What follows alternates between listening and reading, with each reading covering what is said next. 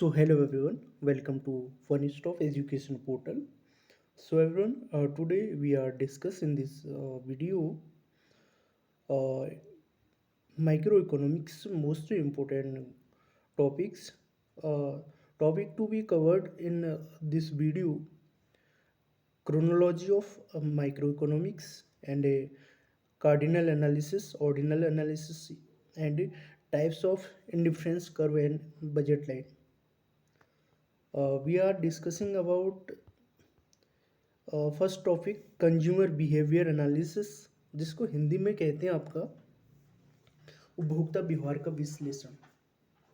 It examine the process by which a consumer make decision among various goods and services.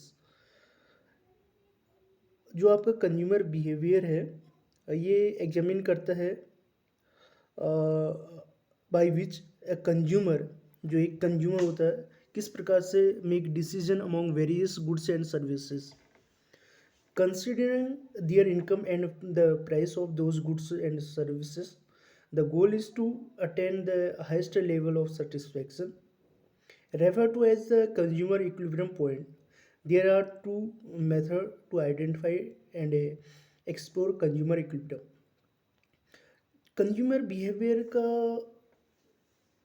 जो या विश्लेषण होता है, उपभोक्ता का व्यवहार होता है, वो कंज्यूमर यह चाहता है कि वो किस प्रकार से अपना डिसीजन लेगा विभिन्न प्रकार की वस्तुओं और सेवाओं में, वेरियस गुड्स एंड सर्विसेज में किस प्रकार से डिसीजन लेता है और किस प्रकार से जो है हाईएस्ट लेवल ऑफ सेटिस्फैक्शन को प्राप्त करता है, इसको जो है शो करता है। एंड उसका जो income and price of those goods are services होते हैं, वो उसके माध्यम से जो है हाईएस्ट लेवल ऑफ सेटिस्फैक्शन को प्राप्त करता है। और हम यहाँ पे टू मेथड हैं टू आइडेंटिफाई एंड एक्सप्लोर करने के लिए कंज्यूमर इक्विलिब्रियम को, उपभोक्ता का विश्लेषण या उपभोक्ता की जो संतुलन है उसको आइडेंटिफाई करने के लिए टू मेथड्स हैं।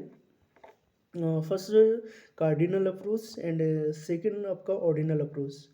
कार्डिनल अप्रोच जिसे जो है गणनावाचक या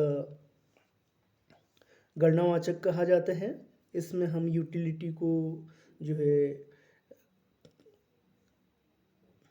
न्यूमेरिकल फॉर्म में जो है एक्सप्रेस कर सकते हैं। जो कार्डिनल अप्रोच है given by Alfred Marshall in his book principle of economics. जो कार्डिनल अप्रोच है ये अल्फ्रेड मार्शल के द्वारा दिया गया था और इनकी जो फेमस बुक थी प्रिंसिपल ऑफ इकोनॉमिक्स। काफ़ी बार क्वेश्चन पूछा गया है कि प्रिंसिपल ऑफ इकोनॉमिक्स के राइटर कौन है, तो अल्फ्रेड मार्शल जो है कार्डिनल अप्रोच दिया था प्रिंसिपल ऑफ इकोनॉमिक्स में, और इन्होंने ये बुक पब्लिश की था आपका कब 1890 में। और इसमें मार्शल ने बताया था कि satisfaction can be measure in absolute number. Satisfaction को जो है हम मेजर कर सकते हैं इन एब्सोल्यूट नंबर में। And standard unit is utils. काफ़ी बार क्वेश्चन पूछा भी गया है कि जो स्टैंडर्ड यूनिट इज यूटिल्स का कॉन्सेप्ट किसने दिया था, तो कि ये जो है आपका अल्फ्रेड मार्शल के द्वारा दिया गया और बेस्ड है आपका कार्डिनल अप्रोच पे। उसके बाद ऑर्डिनल अप्रोच।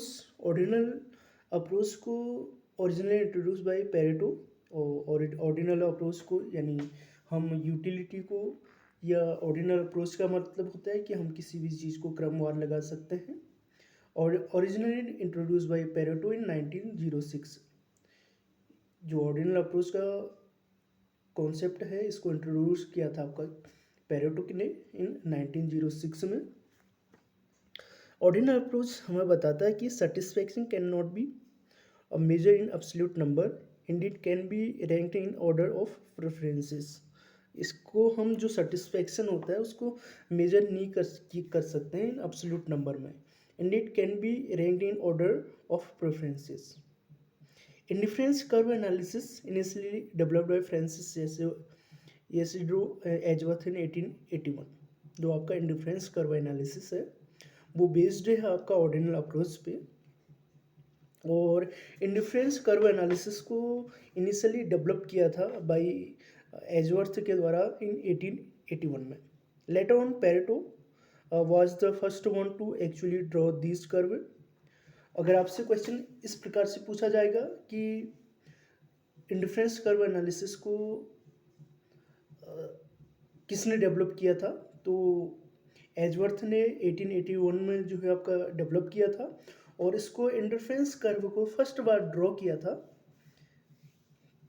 वो किया था आपका पेरेटो के द्वारा इन 1906 में। और 1906 में ही जो है आपका ऑर्डिनल अप्रोच का कॉन्सेप्ट दिया आया था और इंट्रोड्यूस किया था। After that Hicks and RGD Allen published their comprehensive work based upon Edgeworth, Pareto and Slutsky in 1934।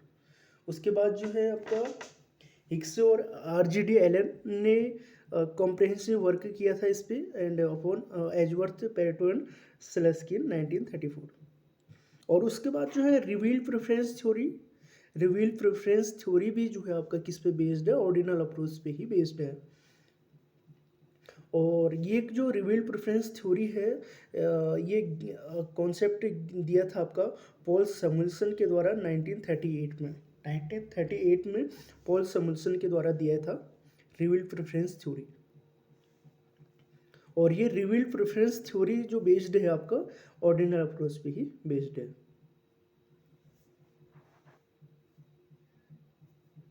और आपका ordinal approach theory, ordinal approach, इसमें दो थ्योरी आते हैं आपका फर्स्ट आता है इंडिफरेंस कर्व एंड सेकेंड आता है आपका रिवील प्रेफरेंस थ्योरी। और इंडिफरेंस कर्व को पहली बार एजवर्थ के द्वारा डेवलप किया गया था 1881 में। उसके बाद जो है इसको ड्रॉ किया था आपका किसने, पेरेटो ने 1906 में। और इसमें जो वर्क किया था आपका हिक्स एंड RGD एलन के द्वारा। और हिक्स एंड RGD एलन के द्वारा जो इसमें वर्क किया गया था 1934 में वर्क किया गया था। और रिवील प्रेफरेंस थ्योरी, ये रिवील प्रेफरेंस थ्योरी जो है आपका पॉल सैमुअल्सन के द्वारा दिया गया है। कब दिया है पूछा भी जा सकता है, 1938 में। एंड उसके बाद जो है chronology, cardinal and ordinal utility analysis. हम जो है आपका जो cardinal and ordinal utility analysis होता है, कार्डिनल का मतलब होता है, कार्डिनल यूटिलिटी का मतलब होता है कि हम यूटिलिटी को मेजर कर सकते हैं इन टर्म्स ऑफ नंबर या क्वांटिटी टर्म्स में। और ऑर्डिनल यूटिलिटी एनालिसिस का मतलब होता है कि हम यूटिलिटी को मेजर नहीं कर सकते इन टर्म्स ऑफ नंबर्स। इसको हम एक ऑर्डर या एक क्रम में लगा सकते हैं। Utility can be defined as the want satisfying power of a commodity. जो आपका यूटिलिटी है ये कैन बी डिफाइन होता है as the want satisfying power of a commodity representing a psychological phenomenon. There are distinctive feature associated with utility. उपयोगिता को क्या कहते हैं, एक मनोवैज्ञानिक घटना का प्रतिनिधित्व करते हुए किसी वस्तु की इच्छा संतुष्ट करने वाली शक्ति के रूप में परिभाषित किया जा सकता है। और उपयोगिता से जुड़ी विशिष्ट विशेषताएं हैं। There are distinct feature associate with utility. First feature of utility, utility जो है आपका क्या होती है, सब्जेक्टिव होती है या सब्जेक्टिविटी या व्यक्तिपरक होती है। Utility is subjective and pertain to mental satisfaction. जो उपयोगिता होती है वो व्यक्तिपरक होती है और मानसिक संतुष्टि से संबंधित होती है। Pertains to mental satisfaction. For instance, इसको इंस्टेंस की अगर बात करें, एग्जाम्पल की बात करें, ड्रिंकर जो ड्रिंक करते हैं may we find utility in liquor. जो ड्रंकर होते हैं, जो शराबी होता है, उसमें उसको जो है शराबी को शराब में उपयोगिता मिल सकती है in utility in liquor. Whereas teetotaler में परसीव नो यूटिलिटी, जबकि शराब पीने वाले को इसमें कोई उपयोगिता नहीं लग सकती है। जबकि शराब पीने वाले को इसमें, जो शराब नहीं पीता है उसको उसमें utility, no utility in it. It means utility is subjectivity, यानी व्यक्तिपरक होती है।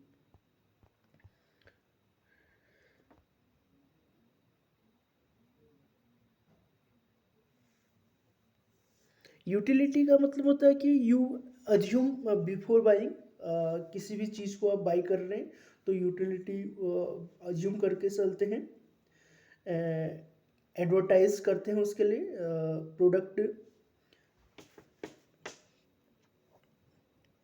और उसके बाद यू एक्चुअली गेट। सेटिस्फेक्शन का मतलब होता है कि यू एक्चुअली गेट, कि आप कितना एक्चुअली प्राप्त कर रहे हैं। एंड नेक्स्ट है आपका, utility can be define as the want satisfying power of a commodity representing a psychological phenomenon. There are distinctive feature associate with utility. उसके बाद सेकंड है आपका, यूटिलिटी का सेकंड फीचर है रिलेटिविटी, यानी कि जो आपका यूटिलिटी होती है वो सापेक्षता होती है, यानी कि समय, स्थान और व्यक्तियों जैसे भिन्न कारकों में भिन्न होती है।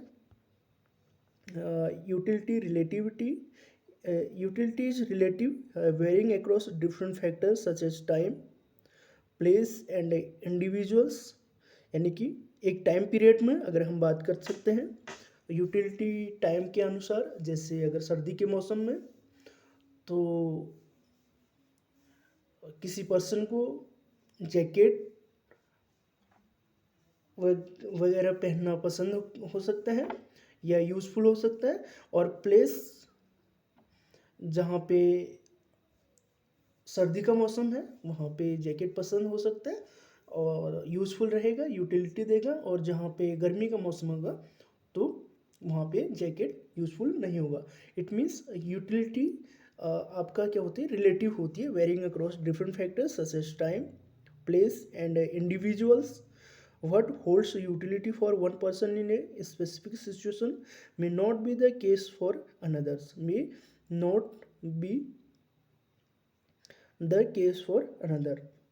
मीन्स सापेक्षता, उपयोगिता सापेक्ष है, जो आपका क्या कहते हैं, समय, स्थान और व्यक्तियों जैसे विभिन्न कारकों में भिन्न होती है। किसी विशिष्ट स्थितियों में एक व्यक्ति के लिए जो उपयोगिता है वह दूसरे के लिए उपयोग नहीं हो सकती है। एंड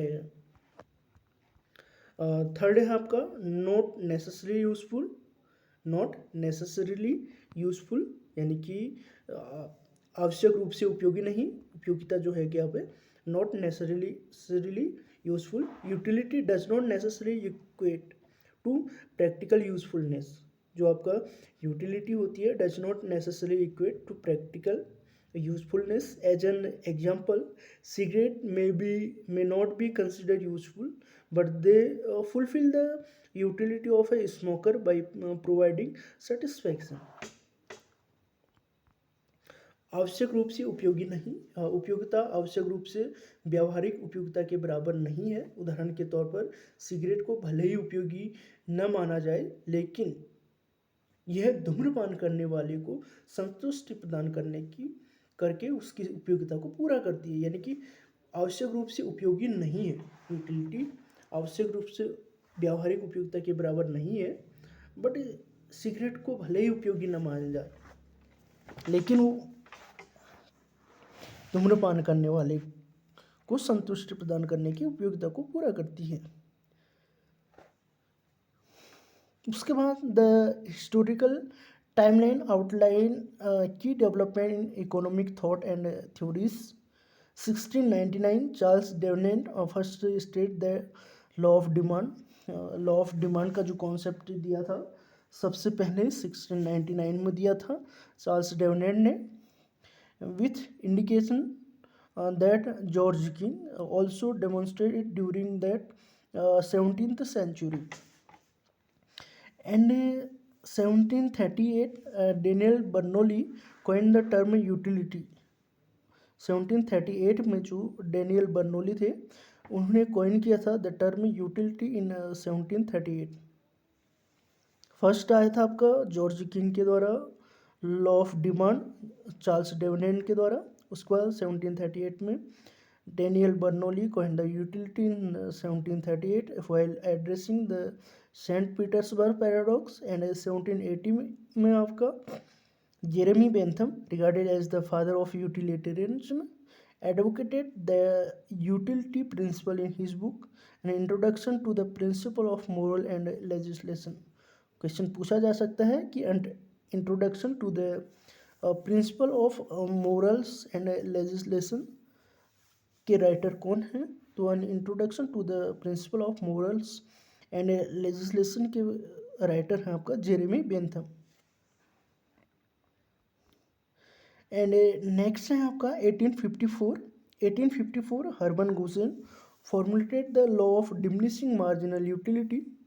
1854 में हर्मन गुसेन के द्वारा फॉर्मुलेट किया था the law of diminishing marginal utility, introducing the concept of marginal utility. This idea remained unnamed until the marginalist revolution। 1854 में हर्मन गोसेन ने फॉर्मुलेट किया था the law of diminishing marginal utility and introducing the concept of marginal utility. इन्होंने जो है introduce किया था concept of marginal utility. This idea remain unnamed until the marginalist revolution। In 1881 Francis Isidore Edgeworth presented the indifference curve। आपका जो Edgeworth थे, Edgeworth ने जो है 1881 में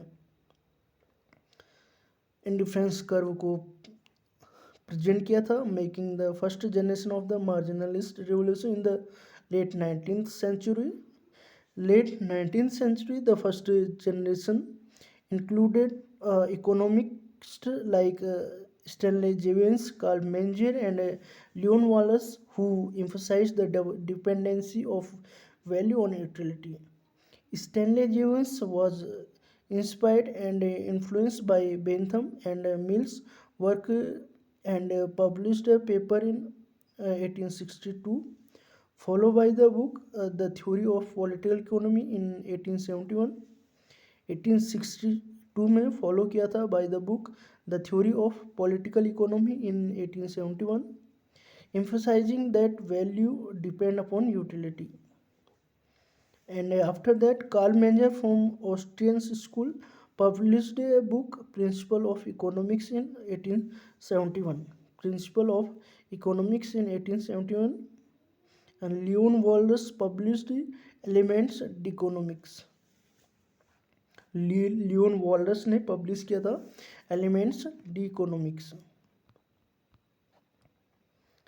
and early 20th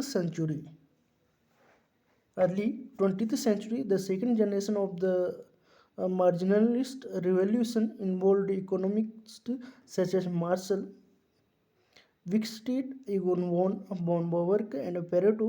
Alfred Marshall documented the graphical presentation of the law of demand in his 1890 book Principle of Economics। Alfred Marshall के द्वारा document किया था the graphical presentation law of demand को 1890 में। और उसके बाद जो है 1890 Marshall continue Gossen's law of diminishing marginal utility. 1890 में मार्शल ने कंटिन्यू किया था गोसेंस का जो law of diminishing marginal utility था, starting that the additional benefit from an increase in the stock of a commodity diminishes with each increase in the existing stock। Two results follow। First, total utility as the happiness derived of consuming some commodity increase when the consumer consume more of it। total utility जो है आपका happiness derived of consuming some commodity increase when the consumer consume करता है more of it. And second the marginal utility as the speed with which total utility increase और the satisfaction which every next unit consume bring to the consumer decrease. जो marginal utility है वो as the speed with which total utility increase और the satisfaction which every next unit consume bring to the consumer decrease. And उसके बाद 1906 Pareto was the first to draw indifference curve. 1906 में जो है आपका Pareto first थे जिन्होंने draw किया था इंडिफरेंस कर्व को। उसके बाद जो है 1915 Slutsky derived a theory of consumer choice based on indifference curve, but it went unnoticed due to war time. 1950 में सेलेस्की ने उदासीनता वक्रों के आधार पर उपभोक्ता की पसंद का एक सिद्धांत निकाला। 1915 में सेलेस्की ने जो है उदासीनता वक्रों के आधार पर उपभोक्ता की पसंद का एक सिद्धांत निकाला, लेकिन युद्ध के कारण इस पर ध्यान नहीं दिया गया। In 1915, Slesky drove a theory of consumer choice based on indifference curve, but it went unnoticed due to wartime. And in 1934, Hicks and R.G.D. Allen published a comprehensive work based on Edgeworth, Pareto and Slesky. 1934 में Hicks and R.G.D. Allen ने publish किया था एक comprehensive work based on Edgeworth, Pareto and Slutsky introducing the concept of diminishing marginal rate of substitution. 1934 में क्या हुआ था कि हिक्स और R.G.D. एलन ने एजवर्थ, पेरेटो और स्लस्की पर आधारित एक व्यापक कार्य प्रकाशित किया जिसमें प्रतिस्थापन की घटती सीमांत दर के अवधारणा को प्रस्तुत किया गया है।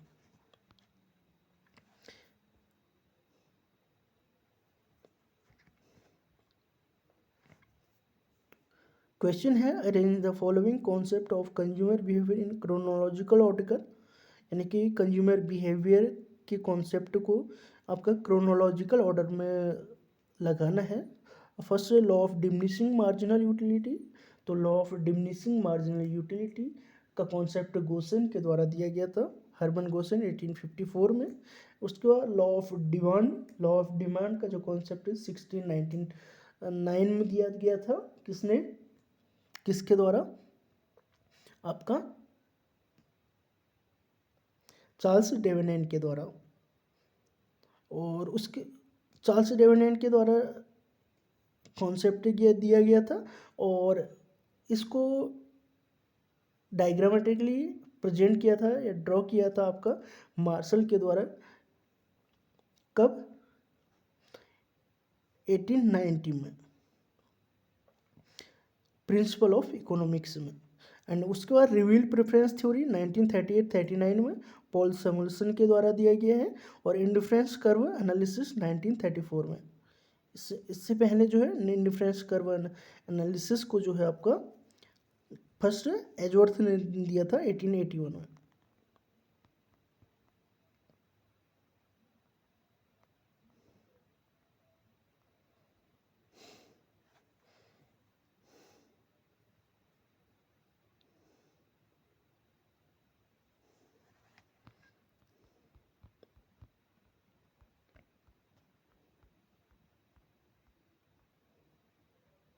एंड नेक्स्ट है आपका मार्जिनल यूटिलिटी एनालिसिस, जो आपका सीमांत उपयोगिता विश्लेषण है by Alfred Marshall in 1890।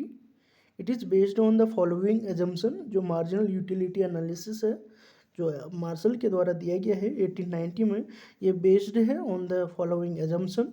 First आपका कार्डिनल मेजरेबिलिटी ऑफ यूटिलिटी, यानी कि आपका cardinal measurability of utility. Marshall assume that utility is a measurable and a quantifiable entity.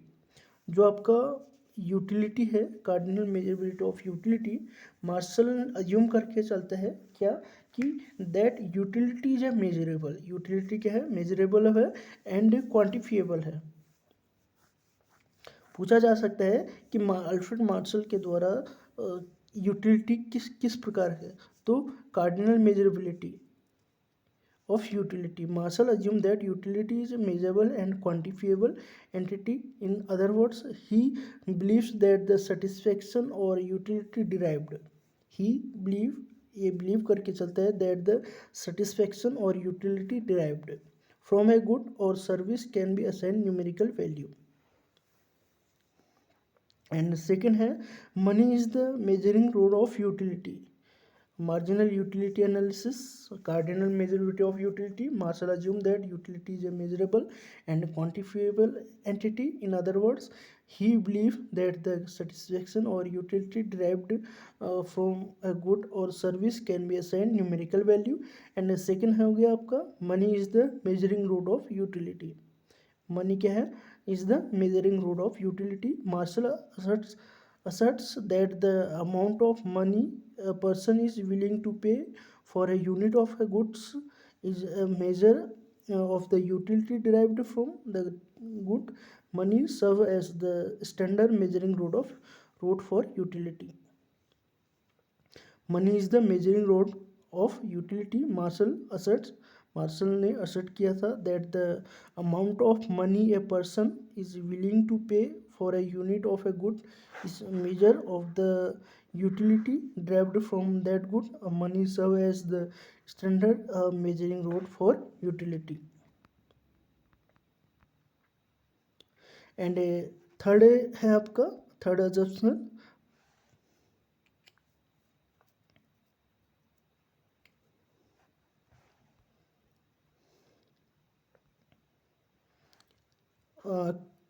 constancy of the marginal utility of money.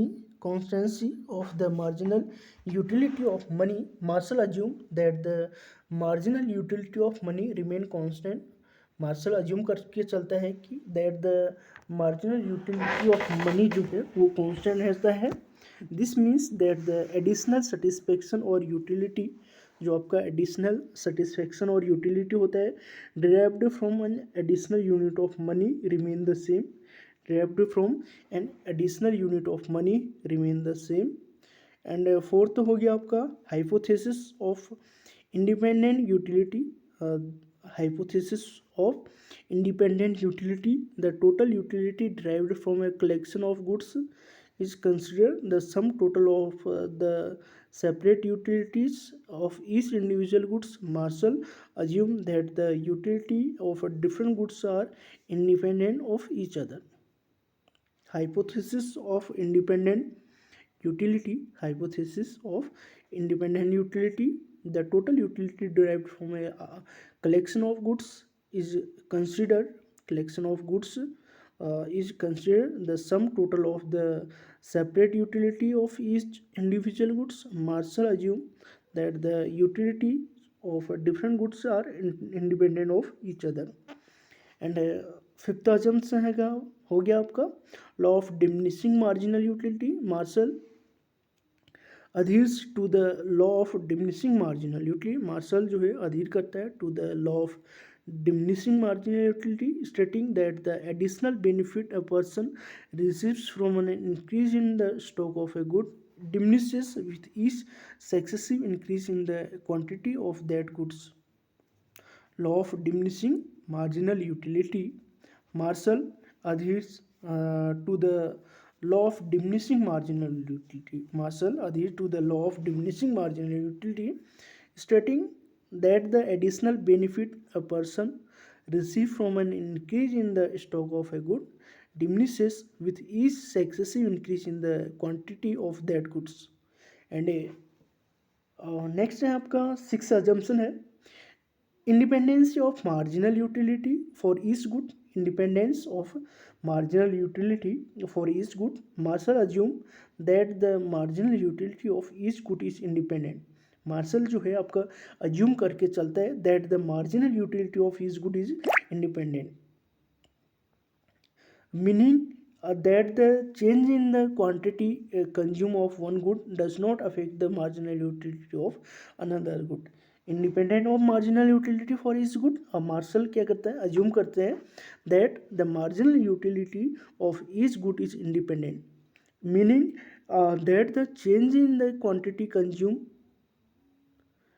Of one good does not affect the marginal utility of another goods. और उसके बाद जो है seven assumption है आपका uniform quality and sizes. Uniform quality and size. Every unit of the good consume is assumed to be of the same quality and size. Every unit of the good consumed is assumed to be of the same quality and size. This assumption simplifies the analysis by considering homogeneous unit of the goods, uniform quality and sizes. Every unit of the good consumed is assumed to be of the same quality and size. This assumption simplifies the analysis by considering homogeneous unit of the good. And उसके बाद है आपका eighth, continuous consumption. Marshall assume continuous consumption of the good implying that there are no break or interruption in the consumption process. आपका continuous consumption Marshall assume करके चलता है continuous consumption of the good implying that there are no breaks or interruption in the consumption process. And 9 हो गया suitable quantity consumed. The consumer is assumed to be consuming a suitable quantity of the good.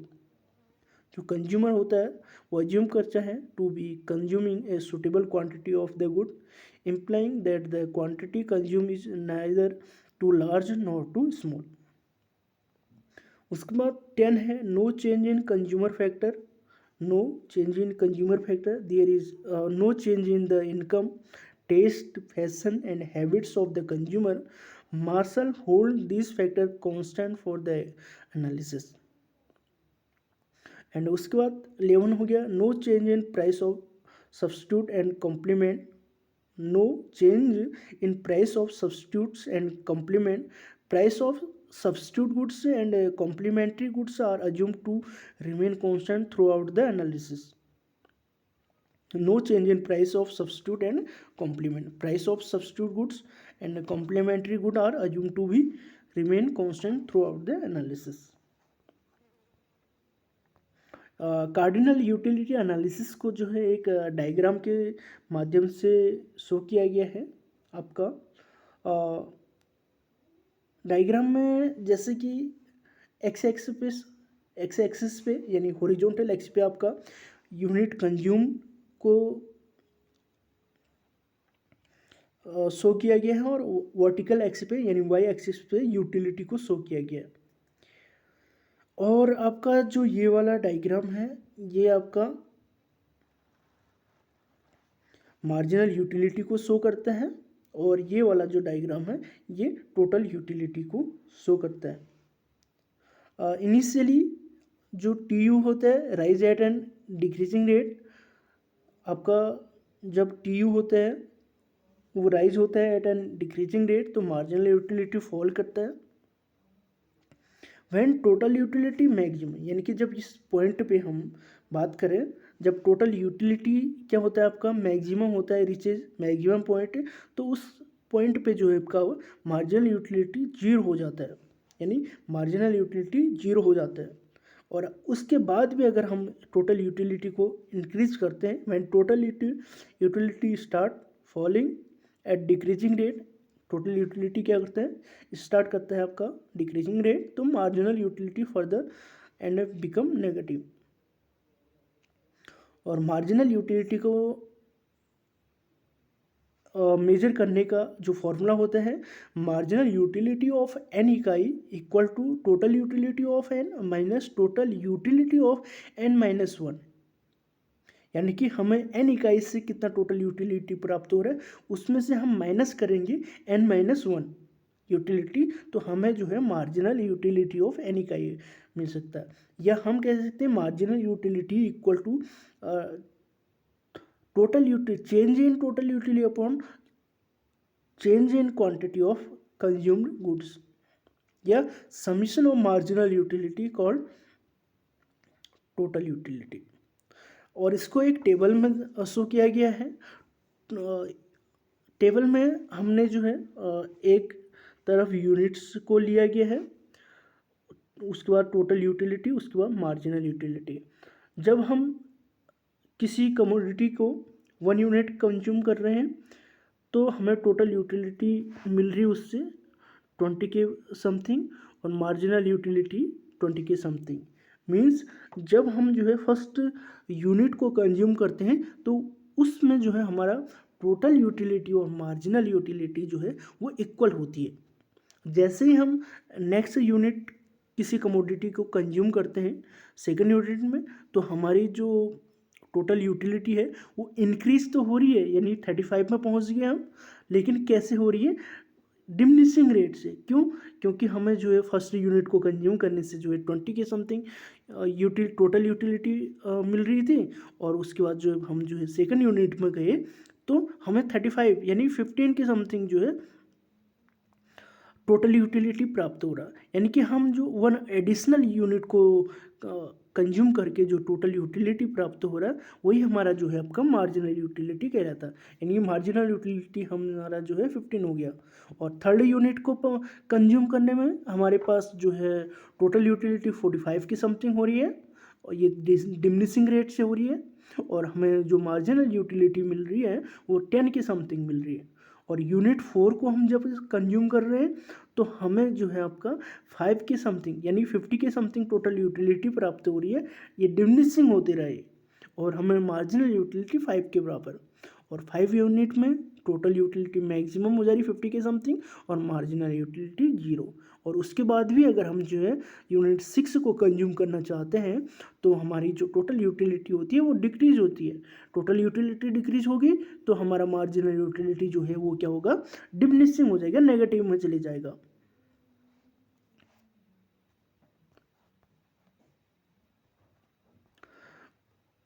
उसके बाद cardinal analysis approach in one good case and two good case. जो cardinal analysis होता है उसको हम समझते हैं आपका वन गुड केस में और टू गुड केस में। और यहाँ पे डायग्राम में हमें शो किया गया है एक्स एक्सिस पे यानी हॉरिजॉन्टल एक्सिस पे जो है आपका क्वांटिटी ऑफ कमोडिटी एक्स को शो किया गया है, और वाई एक्सिस पे यानी वर्टिकल एक्सिस पे प्राइस ऑफ एक्स को शो किया गया। मीन्स यानी कि हॉरिजॉन्टल एक्स पे जो है हमें क्वांटिटी ऑफ कमोडिटी एक्स को शो किया गया है, और वर्टिकल एक्स पे प्राइस ऑफ एक्स को शो किया गया है। और ये जो डाउनवर्ड है ये जो है आपका मार्जिनल यूटिलिटी का डायग्राम है, और ये जो आपका हॉरिजॉन्टल एक्सिस पे है, हॉरिजॉन्टल एक्सिस पे ये वाला जो है आपका प्राइस ऑफ एक्स को शो करता है। और जहाँ पे आपका मार्जिनल यूटिलिटी और प्राइस इक्वेट होते हैं, consumer equilibrium in case of a single commodity, जो कंज्यूमर होता है इक्विलिब्रियम में प्राप्त करता है इन case of a single commodity, जहाँ पे आपका मार्जिनल यूटिलिटी ऑफ एक्स और प्राइस ऑफ एक्स एक दूसरे को इंटरसेक्ट करते हैं, वहाँ पे जो है कंज्यूमर वन गुड के केस में इक्विलिब्रियम की सिचुएशन में होता है। मार्जिनल यूटिलिटी ऑफ एम यानी एम इकाई कह सकते हैं या मनी कह सकते हैं, marginal utility of money equal to marginal utility of X commodity कितना मिल रहा है, प्राइस ऑफ एक्स कमोडिटी कितना है वन गुड के केस में। और हम मार्जिनल यूटिलिटी ऑफ एम की बात करेंगे इन टू गुड केस में, तो वहाँ पे हमारा क्या होगा, marginal utility of X upon price of X commodity equal to marginal utility of Y upon price of Y commodity.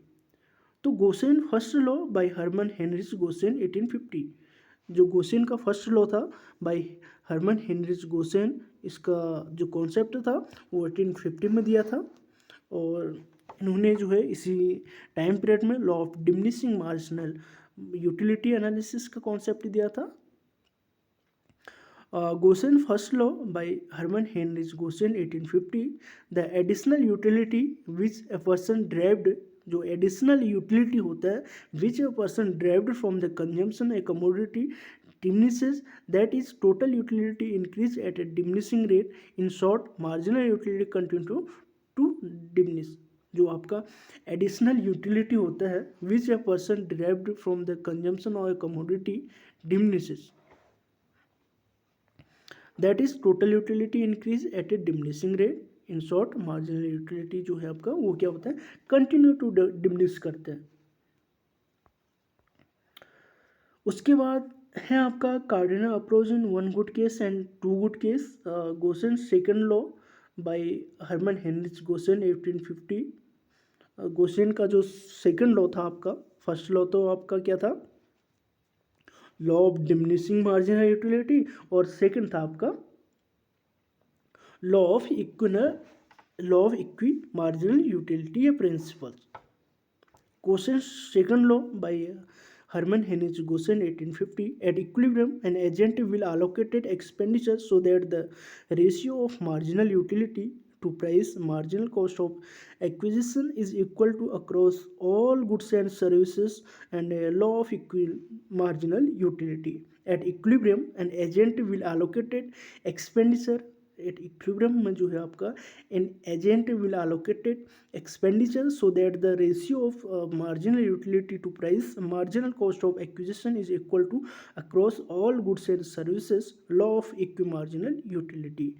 in two good case cardinal approach में आपका यहाँ पे शो किया गया है डायग्राम में एक्स एक्स पे या हॉरिजॉन्टल एक्स पे आपका consumption of commodity x units and vertical x पे वाई एक्स पे यूटिलिटी यूनिट्स को शो किया गया है।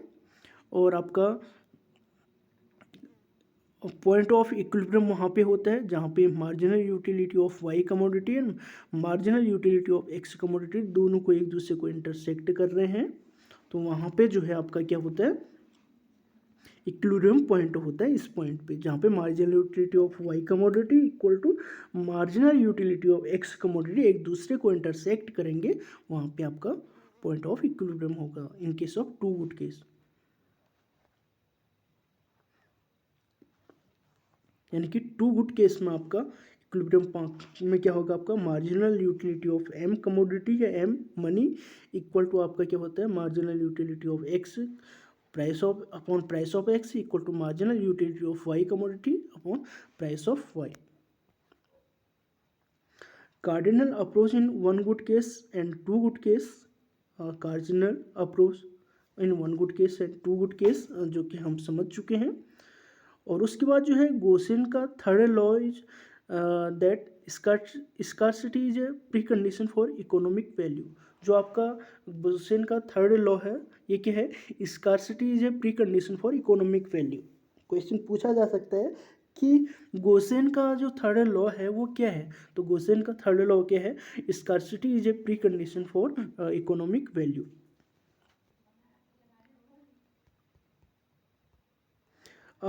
Cardinal analysis let a consumer Q1 unit of a good and he drive utility as U1 U1 equal to Q1 total utility means जो आपका total utility है U1 Q1 हो गया total utility, U1 equal to U1 dash Q1 equal to DU1 upon DQ1 marginal utility such that means DU1 DQ1 जो है आपका ये marginal utility को शो करेगा, जहाँ पे जो डी है डेल्टा का साइन को शो करता है यानी चेंज के साइन को शो करता है। When D U N upon D Q N greater than zero and यानी first derivative greater than zero and second derivative less than zero होगा तो total utility is rising at a decreasing rate. जब क्या होगा, first derivative greater than zero और second derivative less than zero होगा, T U is rising at a decreasing rate and marginal utility is positive but decrease as A more and more unit of Q1 are being consumed.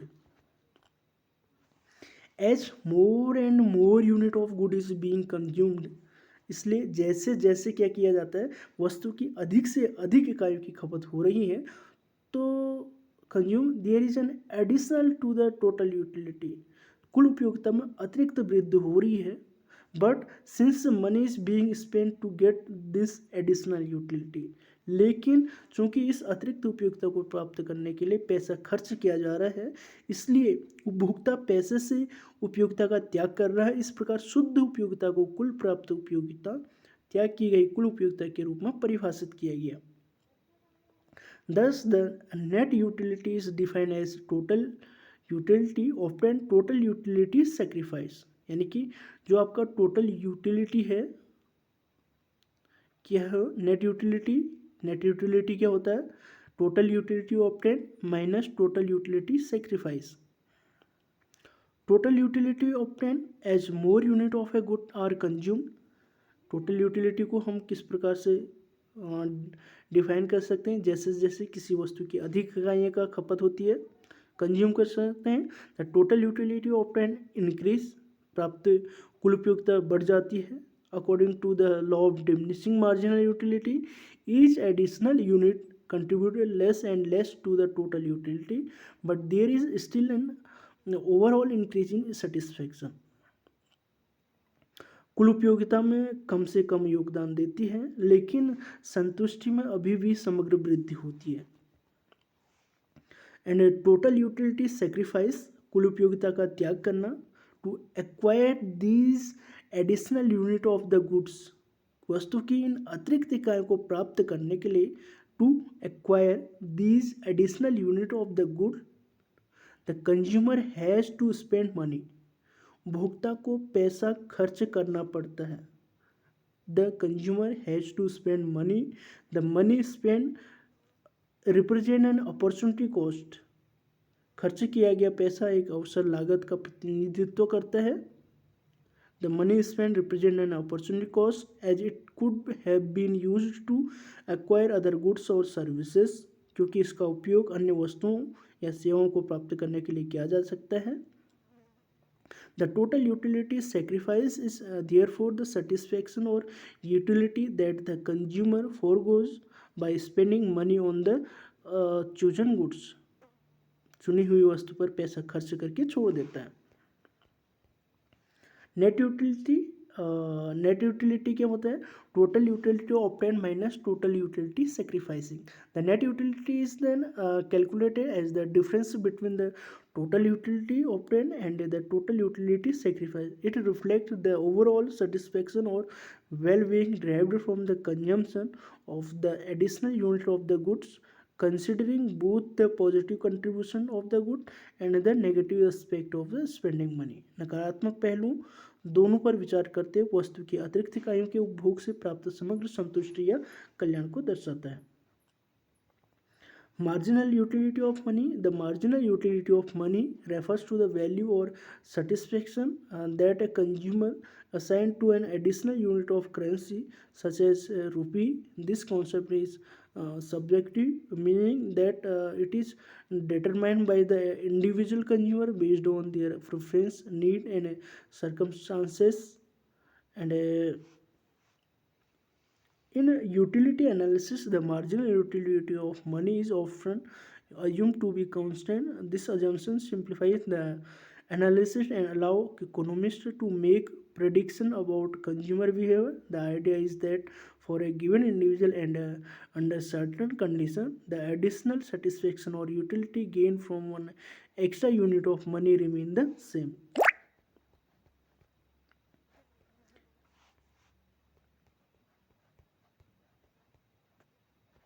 Thank you for watching. I hope this lecture is useful for you. Thank you.